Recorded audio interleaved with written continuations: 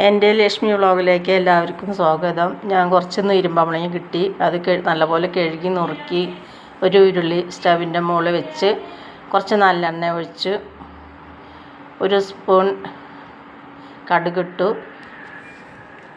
ഒരു സ്പൂൺ ഉലുവട്ടു,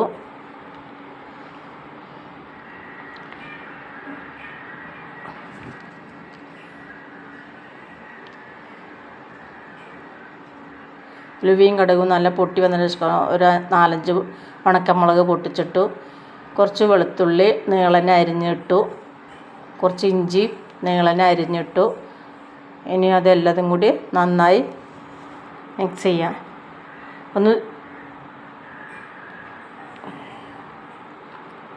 ഒന്ന് മൂപ്പിച്ചെടുക്കാം.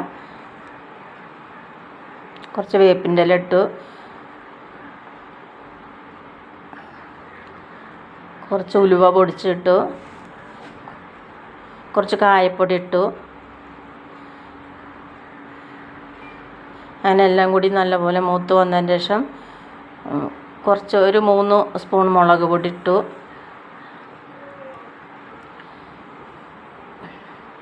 ഒരു ചെറിയ സ്പൂണ് മഞ്ഞൾപ്പൊടി ഇട്ടു. അങ്ങനെ എല്ലാം ഒന്ന് ഇളക്കി നല്ല മൂത്ത് വന്നതിന് ശേഷം കുറച്ച് ഉപ്പിട്ടു, അതിന് പാകത്തിനുള്ള ഉപ്പിട്ടു. ഇനി നമുക്ക് ഇരുമ്പമ്പളങ്ങ ഇട്ടിട്ട് നല്ലപോലെ കൂട്ടി യോജിപ്പിച്ചതിന് ശേഷം നല്ല കൂട്ടി യോജിപ്പിച്ച് ചെറുതീയിൽ ആവിൽ വേവിച്ചെടുത്തു. ഒരു ശർക്കര പൊട്ട് ഒന്ന് ക്രഷ് ചെയ്തിട്ടു, കുറച്ച് ശർക്കര ഒന്ന് ക്രഷ് ചെയ്തിട്ടു. നല്ലപോലെ ഇളക്കി വെച്ച് ചെറുതീയിൽ ഒന്ന് കുറച്ച് നേരം ഒന്ന് വേവിച്ചെടുത്തു. എന്നിട്ട് നമ്മുടെ അച്ചാർ അങ്ങനെ റെഡിയായി. എല്ലാവരും ലൈക്ക് ചെയ്യണം, സബ്സ്ക്രൈബ് ചെയ്യണം കൂട്ടുകാരെ. നാളെ നല്ലൊരു വീഡിയോയുമായിട്ട് വരാം.